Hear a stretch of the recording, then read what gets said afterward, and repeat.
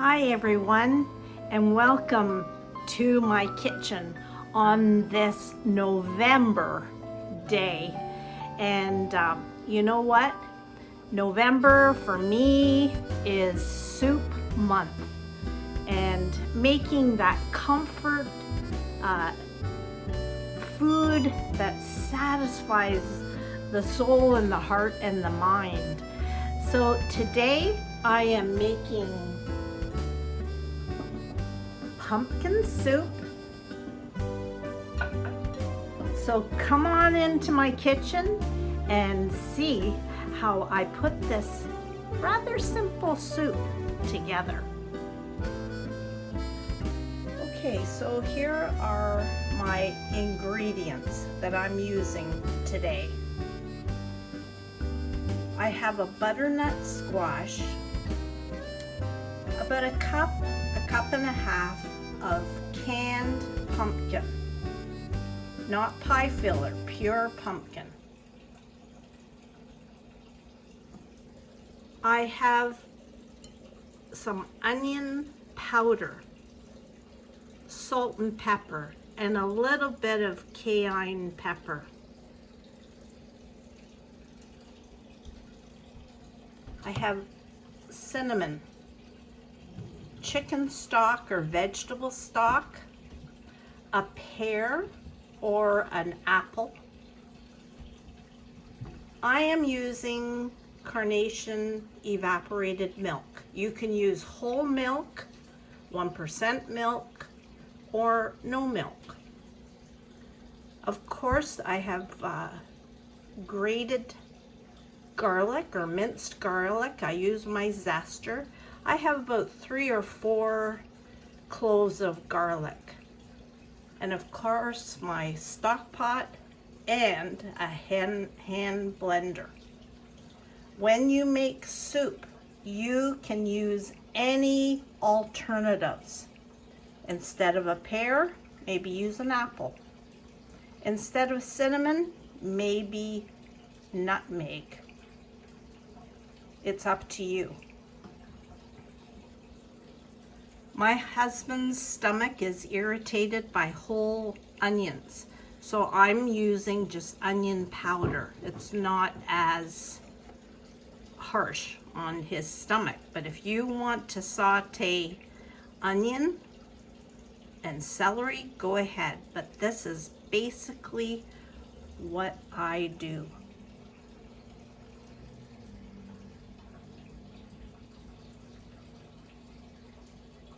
So let's get started.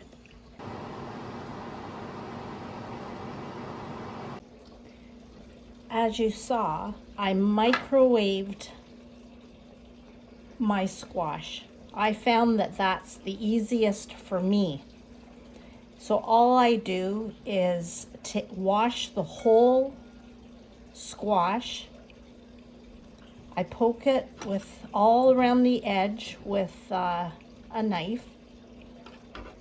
Like, just put it in the microwave on a paper towel on a plate and microwave for about 30 minutes. And if you do it in the morning, the peel just peels off beautifully. If you want to save this step, you can buy pre-cut squash at the grocery store, but I use the whole one. So I'm going to take out the seeds, take out all the squash, and put it here in my bowl.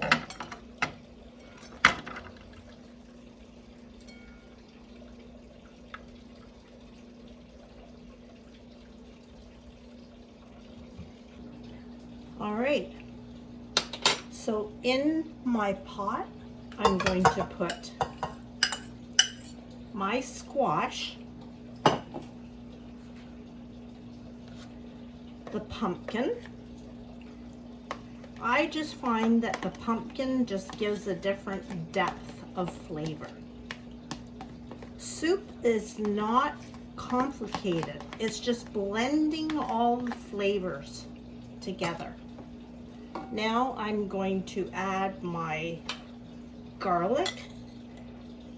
And if you want to use garlic powder, if that's what you have on hand, use that. I'm going to add my onion powder, some pepper, and a little bit of salt. I'm not going to add my cayenne pepper yet. I'm going to add that at the end. And then I'm going to add a whole container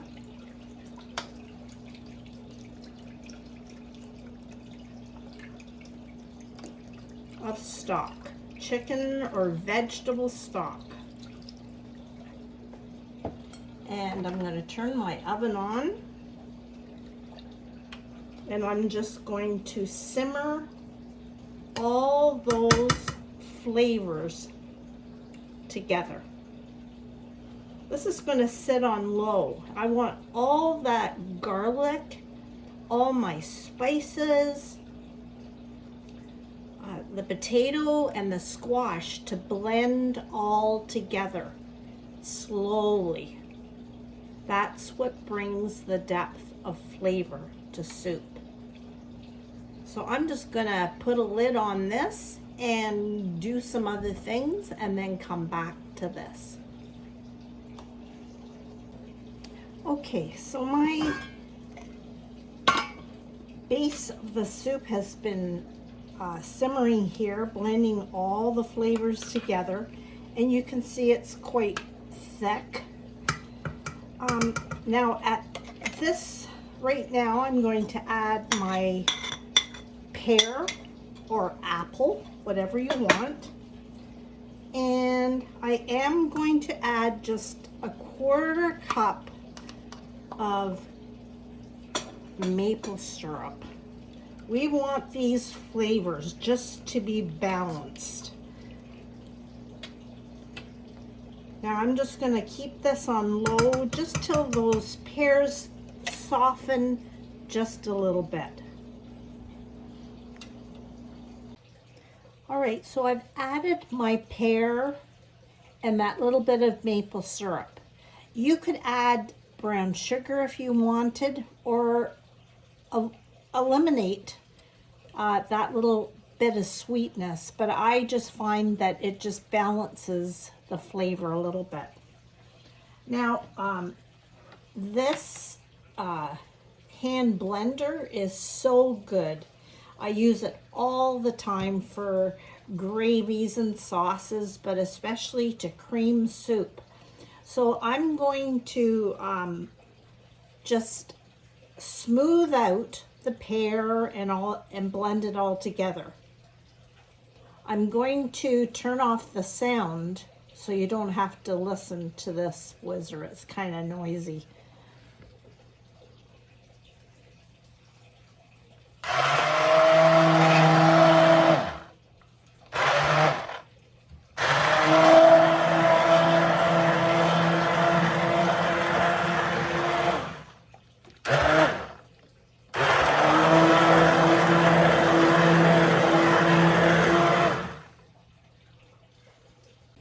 I have blended my soup till it's smooth, and now this is where if you want it thinner, you can add more chicken stock, but today I want this a little bit richer, and so I'm adding my evaporated milk. You could use cream if you wanted those extra calories. You could add your coconut milk. I just love to have some cans of this in my pantry, so at the last minute, if I want to make a soup, I have these on hand.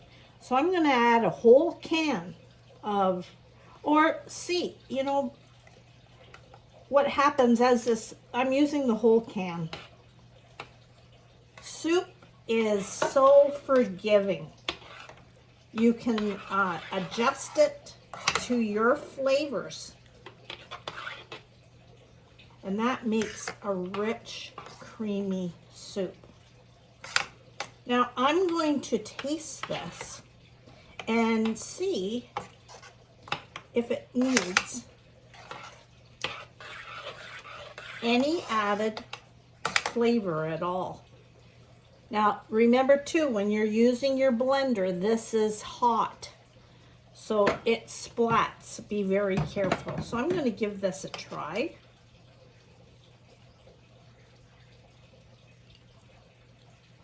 I think it's just right. I think it's perfect. But what I'm going to do is add just a little bit of heat if you want it. I'm adding a bit of cayenne pepper just to give it a little bit of a kick. And whatever, I'm not going to add, let me get another spoon. Since I licked that one, I'm going to just blend that in.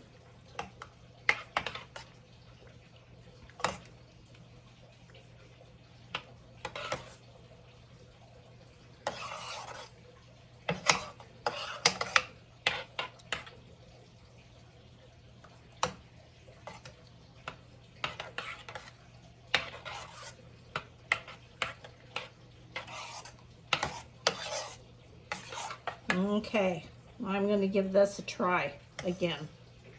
Ready?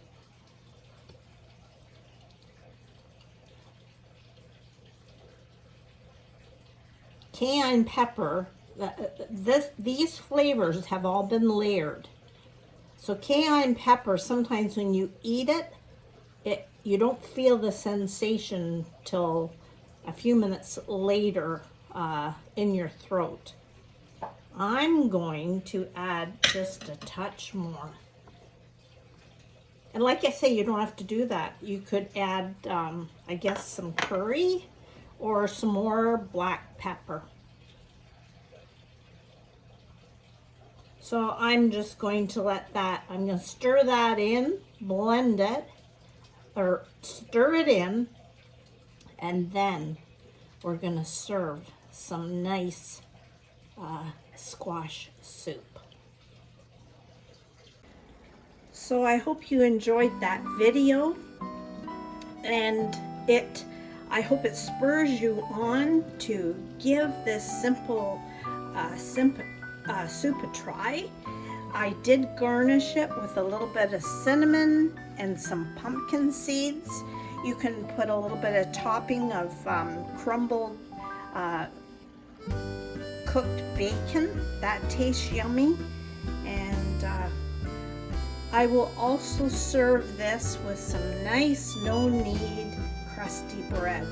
I will put the link below to the recipe I have for that.